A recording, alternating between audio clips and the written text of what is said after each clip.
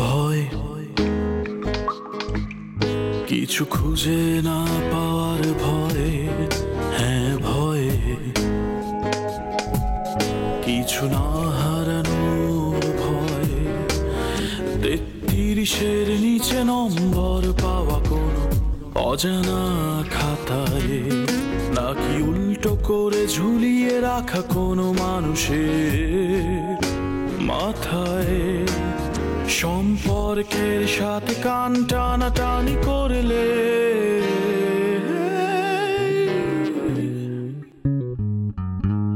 সম্পর্কের হবে ক্ষয়, সম্পর্কের হবে ক্ষয়, সম্পর্কের হবে ক্ষয়,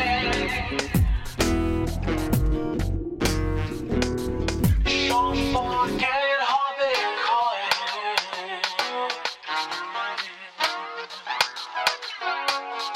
ভয়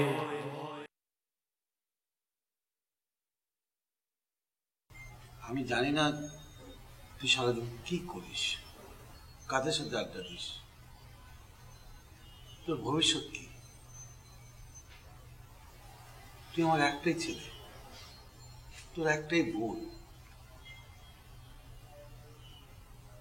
আমার আমার কোথাও কোনো দোষ ছিল? তোদেরকে লালন পালন করার জন্য কি আমার কোথাও দোষ ছিল? আমি কি চাই যে আমার ছেলে মেয়ে পড়াশোনা বাদ দিয়ে অন্য কিছু করে বখাটে হয়ে যাক সাধারণ ছেলের মতো?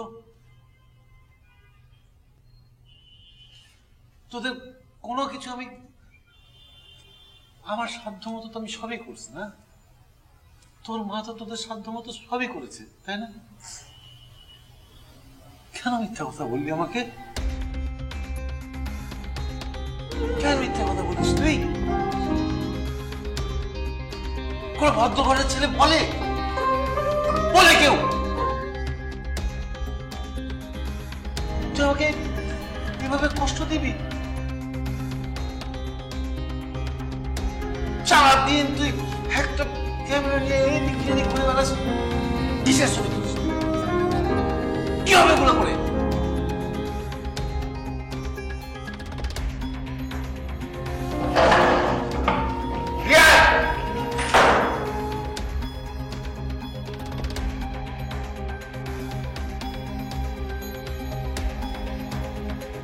অ্যাপার্টমেন্টে তো একটা বিশাল ঘটনা ঘটে গেছে। বিশাল ঘটনা? হ্যাঁ। কি হয়েছে বলতো? এই যে ফখরুল সাহেব আছে না, হ্যাঁ, ফখরুল সাহেব তো ভাই অ্যাপার্টমেন্ট ছাইরা টান টুকলা বাইদা একদম ভাগছে ভাই। মানে ওই যে অ্যাডভোকেট সাহেব? হ্যাঁ। অ্যাপার্টমেন্ট ছেড়ে দিছে? জি ভাই। চলে গেছে? ওফ বাবা, বাঁচা গেল, বাঁচা গেছে। তুই বিশ্বাস কর, আমি মানে আমি কারো আগে পিছে নাই, কিচ্ছুতে নাই।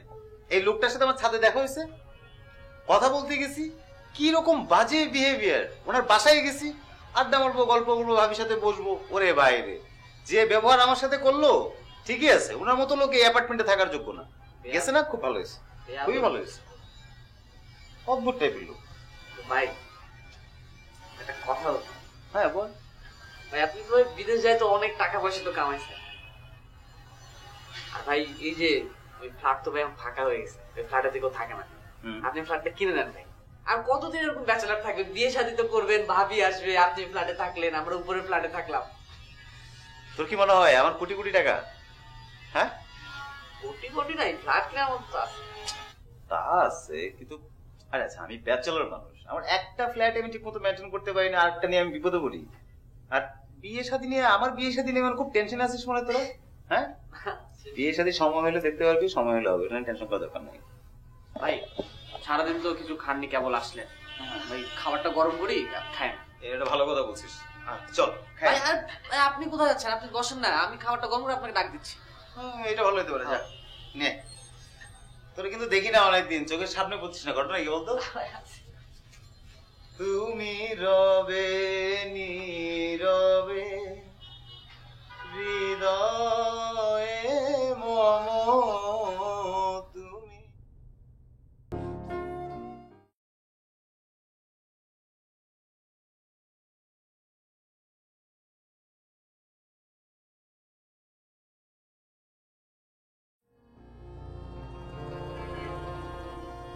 এই অবস্থা কেন পুনরায় রাখছো বলতো ঘরের? হ্যাঁ, মানে ঘরে এমন কি হয়েছে যে ঘরে একদম উল্টাপাল্টা করে রাখতে হবে তোমার? বলো। সরি।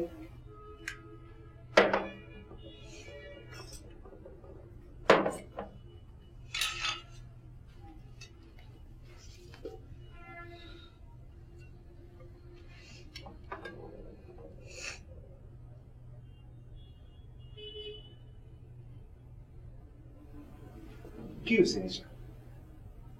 মানে এটা কি ডেইলি রুটিন হয়ে গেছে? ডেইলি নতুন নতুন কোন একটা ইস্যু ক্রিয়েট হবে, এরপর ঘর এলোমেলো হয়ে যাবে।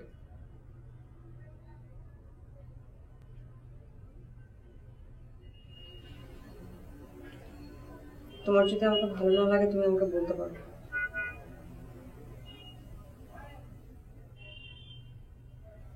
তোমার কেন এমন মনে হলো?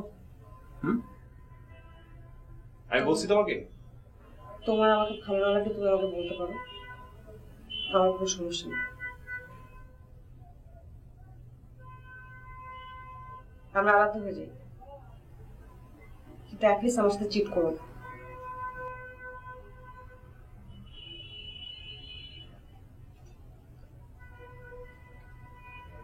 কথা বলা শেষ হয়েছে তোমার? বলো, কথা বলা শেষ হয়েছে? মানে কথায় কথায় তুমি আমাকে ছেড়ে দাও, আমি তোমাকে ছেড়ে দিই, এগুলাই থাকবে ঘরের মধ্যে? ডেলি নতুন নতুন ইস্যু। কি এমন হয়েছে যে আমার তোমাকে ছেড়ে যেতে হবে, তোমার আমাকে ছেড়ে যেতে হবে? বলো, বলো আমাকে, কি করছি আমি? সবকিছুতেই মানে তোমার একটা না একটা সিন ক্রিয়েট করতেই হবে কেন? ঘটনা জানো কি হয়েছে? তুমি যা মন চাই যেভাবে মন চাই তুমি ডিসিশন নিয়ে নাও, তাহলে আমাকে আর বলার কি আছে? আমি তো ঘরের কেউ না, নিজের ডিসিশন সবকিছু তোমার। আরে করছি কি আমি? যেটা মন চাই যখন যা মন চাই সবকিছু তুমি করো। কথায় কথায় ছাড়াছাড়ি ছাড়াছাড়ি ছাড়া সংসারের কিছু নেই না? বসে কথা বলা যায় না?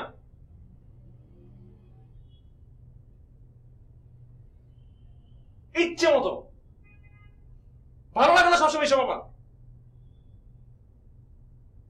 যখন যা খুশি তা করতেছে, কিছু বলি না সবসময়, কিন্তু সবসময় এগুলো করা উচিত না। একটা মানুষ কি করতেছে, কেন করতেছে, কোথায় জানা তো উচিত নাকি? কথা বলার সুযোগটা আমাদের আছে। করো যা খুশি।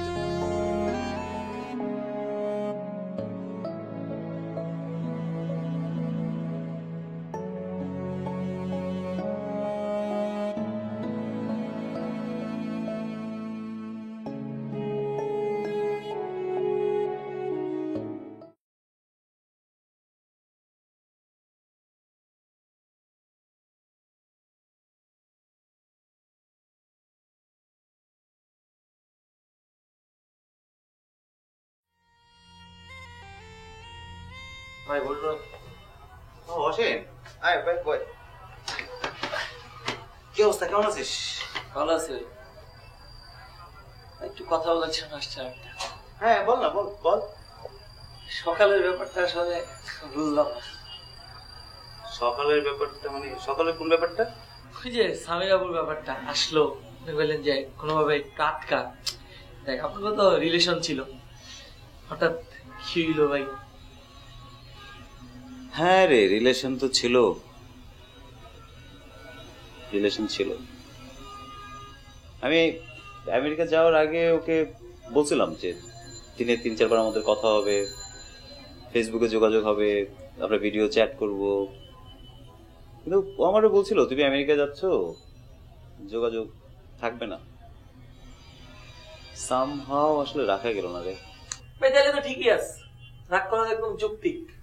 আপনি একটু সরি টরি বলেন, একটু ঘুরতে ঘুরতে যান, ম্যানেজ হয়ে যাবে। আপনার তো খুব সুন্দর কিছু হাসি বাবা গেলে সব ঠিক হয়ে যাবে। সব জিনিস সরিতে শেষ হয় না রে।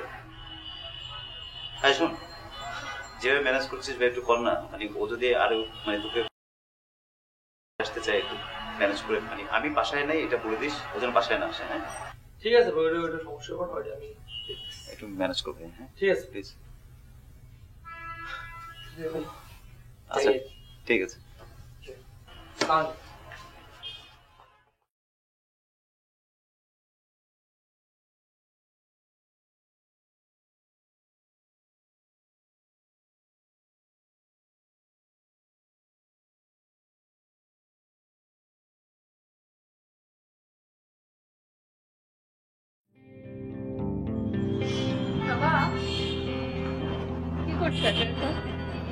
না, দাঁড়িয়ে আছে বাতাস খাই।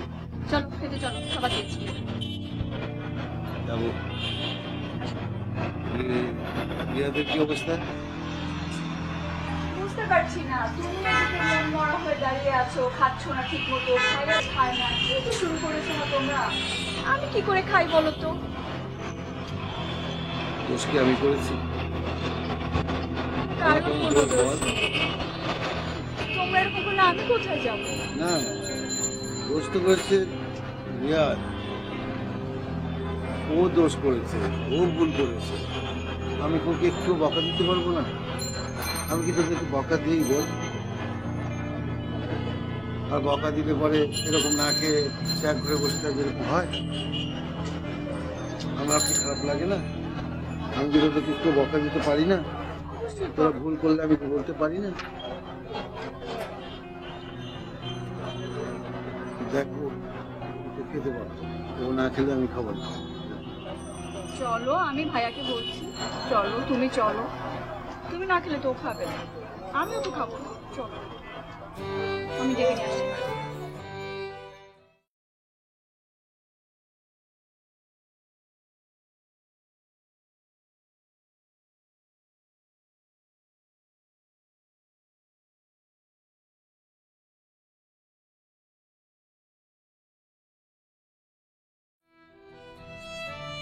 কি কি করো? মোবাইল দেখতেছি। মোবাইল দেখতেছ? খাইছো নাকি? হ্যাঁ, খাই নিছি। খাই নিছো? ভাই খাইছে? খাওয়ার সময় ভাইকে বললাম যে ভাই খায় না, আমি বলে পরে খাবে। তাই? তুমি তো রাস্ত স্বার্থপর। যেই বাসায় থাকো সেই লোকটা খাইলো কি খাইলো না খোঁজ খবর নাই। তোমার খোঁজ খবর আসছে না কিসে? আজিজের মতন বিল্ডিং এ কোন মহিলা আসলো, কোন মহিলা গেল, কোন মহিলা বউ গেছে গা, যাওয়াই নাই, সেই খবর আছে তোমার। আজিজ আর তোমার মধ্যে কোনো পার্থক্য আমি দেখতেছি। ভাই যে একটা ঝামেলায় আছে, তুমি কি এটা জানো? কি ঝামেলা ভাই? ভাই তো একটা গার্লফ্রেন্ড ছিল সামিরা। সে সামিরা ভাই আসছে জানছে, সে চলে আসছে পাশে। নিচে আমি দেখলাম ভাই আবার আমারে কি করলো, ওরে আটকাও, অসীন ওরে আটকাও। আমি আবার কি করছি জানো? আটকাইছি। সে একবার এদিক দিয়ে একবার এদিক দিয়ে, সে ঢুকবেই ভিতরে। কিন্তু রে ভাই, সে তো ঢুকবেই, ভাইঙ্গা চুইয়া ঢুকে যাবে দরজা। আমি আটকাই রাখছি। আমি ভাইয়ের কাছে তারে পৌঁছাই দিয়ে দিব না, দেই নেই। ঝড় আসছে, তুফান আসছে, আমি আটকাই রাখছি। তাকে আটকাবেন কেন? গার্লফ্রেন্ড তো ছিল 2 বছর আগে, আর ভাই তো আমার বসে আটকাইতে, বুঝছো না? তাই আমি আটকাই দিছি। ও ভাই, তাহলে বিদেশ যাওয়ার আগে মায়ের লাগে কিছু আকাম কুকাম করে পোল্ট্রি লয়ে লেছে না? হ্যাঁ, চিন্তা ভাবনাই নোংরা, এই জন্যই তুমি নোংরা চিন্তা ভাবনা করো বলতে।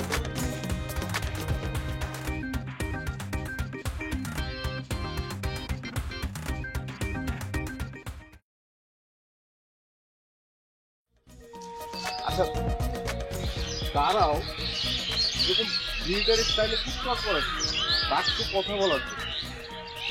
কথা বলবো, কিন্তু 3 হাত পিছনে গিয়ে দাঁড়াবা, দূর থেকে কথা বলবা। যাও।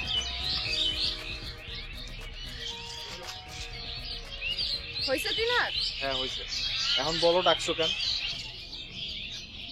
তুমি কি শামকে পাঠাইছো? শাওনকে পাঠাইছি মানে মানে শাওনকে পাঠাইছো আমার সাথে যোগাযোগ করার জন্য? দেখো, শাওন আমার ছোট ভাই, আর তুমি একা একটা মেয়ে। ওরে একটু বলছি যে তোমার একটু খোঁজ খবর রাখার জন্য, কারণ বুঝো না রাস্তাঘাটে কখন কি হয়, তোমার একটু দেখে শুনে রাখতে। শাওন আমার খুব দেখাশোনা করছে, দেখাশোনার জন্য ওর নজর থেকে আমি সত্যিই পাচ্ছি। কেন, ও কি করছে? কি করছে? দিন রাত 24 ঘন্টা ফোন দেয়। ফার্স্টে তো ভাবতাম আচ্ছা ঠিক আছে, আমার ছোট ভাই, আমি কথা বলতেছি। কিন্তু এখন তো ফোন দেখা, আপু কোথায় আছো, আপু কোথায় আছো, আসো আসো একটু দেখা করি। মানে কি এগুলি? আরে বাবারে, ও একটা সহজ সরল ছেলে, গ্রাম থেকে আসছে কয়েকদিন আগে। ও কি বুঝে? আর ও শোনো, গ্রামে একটা ব্যাপার থাকে না, মানুষ যেচে এসে কথা বলে, খোঁজ খবর নেয়। ও হয়তো ওইভাবে কথা বলছে, ও খুবই সহজ সরল একটা ছেলে। তুমি ওরে শুধু শুধু ভুল বুঝতেছো। খুব সহজ সরল, ও এত সহজ সরল যে ওর প্যাচের ভিতর থেকে না আমি বেরোতে পারতেছি না। তুমি ভুল বুঝতেছো ওরে। আর ও তো আমাদের, আর শাওন তো আমাদের ব্যাপারটা জানে না। ও তো তোমার মানে ভাবির চোখেই দেখে।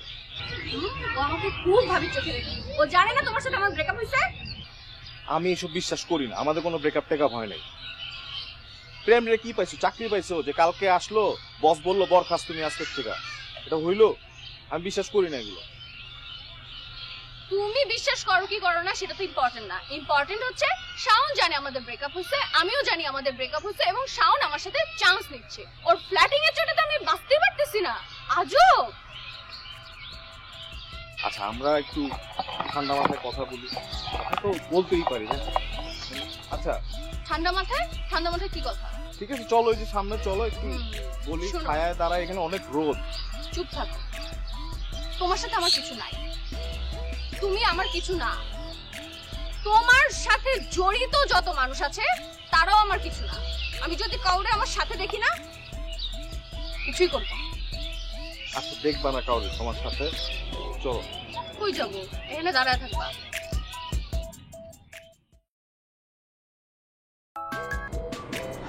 আসসালামু আলাইকুম। হ্যাঁ আমি ভালো আছি, তুমি কেমন আছো? আমি যে পরীক্ষা দিয়ে এসে বেরোলাম।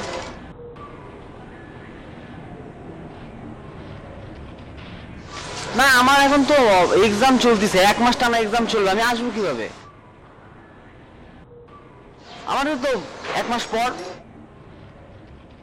হ্যাঁ মানে কেন, কোনো সমস্যা হচ্ছে বাসায়?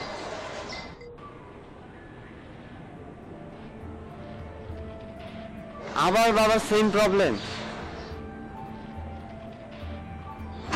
বাবাকে আমি কতবার ফোন দিয়ে বললাম যেন বাবা বের না হয় বাসা থেকে, আর তোমরাও কি করো? তোমাদেরকে তো বলি একটু বাবা টেক কেয়ার করতে।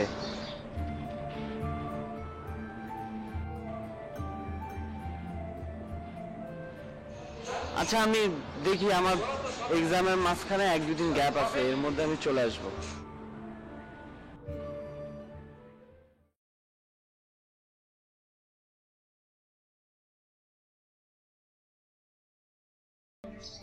এখনো মেজাজ খারাপ?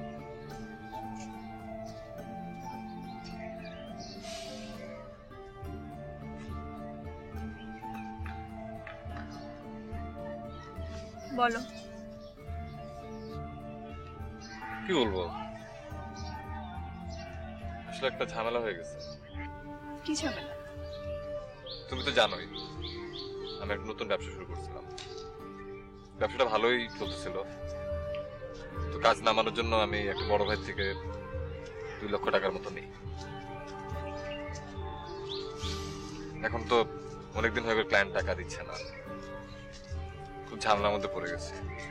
আমি বুঝতেছি না কি করবো। ব্যবসাটা যদি চালিয়ে যেতে পারতাম তাহলে খুব ভালো হইতো। আমি বুঝতেছি না আমি কি করবো, কিভাবে টাকা ম্যানেজ করবো। তুমি যদি সেদিন ভাইয়ের সঙ্গে দেখা করতে না, তাহলে আমি কোনো না কোনো ভাবে বাসা থেকে ম্যানেজ করতে পারতাম।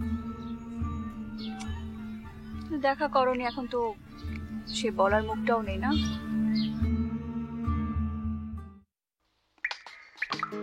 ভয় কিছু খুঁজে না পাওয়ার ভয়ে, হ্যাঁ ভয়ে কিছু না হারানোর ভয়ে, 33-এর নিচে নম্বর পাওয়া কোনো অজানা খাতায়, নাকি উল্টো করে ঝুলিয়ে রাখা কোনো মানুষের মাথায়। 33-এর নিচে নম্বর পাওয়া কোনো অজানা খাতায়, নাকি উল্টো করে ঝুলিয়ে রাখা কোনো